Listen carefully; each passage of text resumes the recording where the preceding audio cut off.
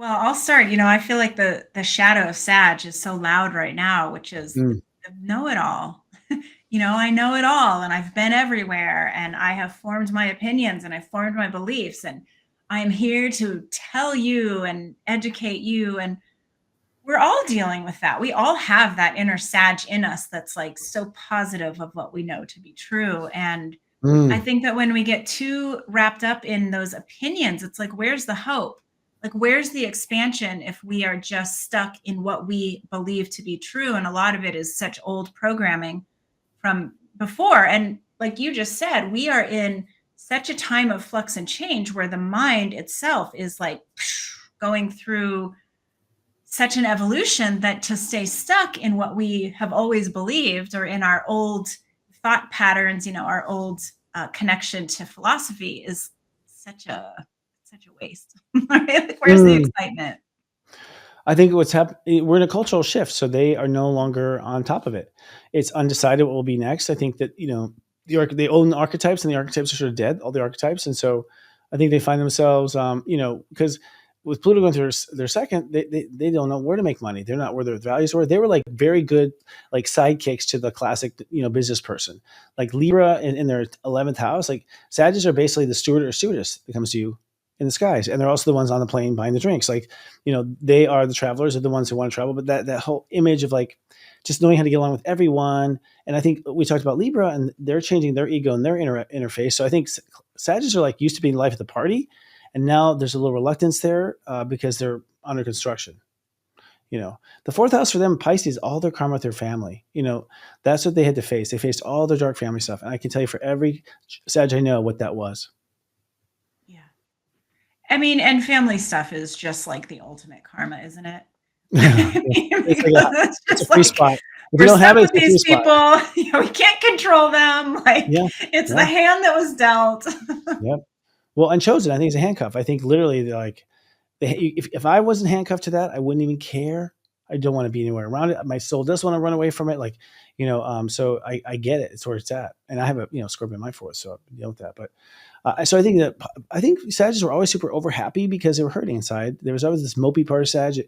Only their like closest friends would ever see the mopey Sag, which is a kind of a Debbie Downer, like using all their knowledge to prove that it won't work. Like the story won't end in a good ending. Like they had that side, and I think that was because their childhood and the sad times they had, which what made them want to escape and travel the world was like this crappy childhood, because all the karma comes to that fourth there.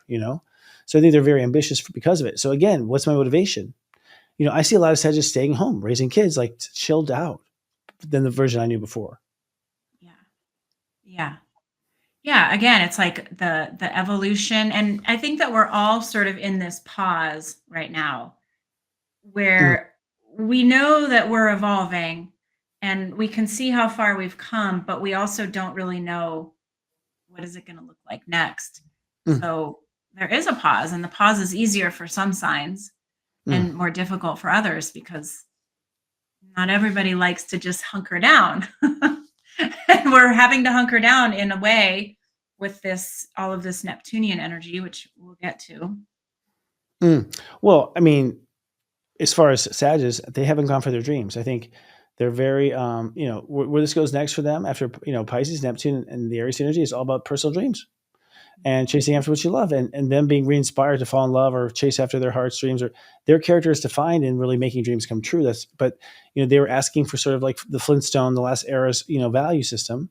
I also think, Pluto Aquarius for them is their mind, right? So it's like, so their mind is what's opening up for the first time. I mean, Pluto and Aquarius, like there's cool shift, but it's like, man, they're about to go, multi-dimensional cool shift. Like they're about to open up all their dimensional ways of thinking, which will probably like, feed it to us as a collective. So I guess there's a lot of learning, a lot of exploring to do for them, but a little quiet. Yeah, yeah, and I think with Jupiter in Cancer right now, that it's a good time to just tune in to, whether it's the family stuff that you've had to deal with, or whether it's just looking at your own emotional nurturing and your own emotional world, that Mm. can be really valuable. Cancer's not the most comfortable sign for Sag to dip into, but It's their eighth house. So that's, right. that's where all the, I mean, Sagittarius have always been very promiscuous as a sign. I mean, they stick with who they want, and they base it on how they feel. If they feel right about it, they're good. If they don't feel right about it, they don't. And so their emotional pool is like their trust, their intimacy. They're very, very close behind closed doors and only behind closed doors. But that part is growing to a higher resolution too with Jupiter there, right? Like you're not looking at enough resolution, not looking at enough detail here, enough data. Yeah. And I think also any kind of intimacy. Another thing too, I'll say lastly is I think some of the shadows have been intimacy. Like Sagittarius is like, the joke is love them while you got them because they're going somewhere. They will not be around long enough for that to gel into an intimate situation. They're off like a little firefly to somewhere else. And I think that's because they had wounds in the eighth house, emotional wounds that they just, swam around, so to speak. And now they're kind of getting, I think, that pool cleaned and believing themselves again. And so they'll be connecting, I guess, soon to the world, like on a closer level. Yeah.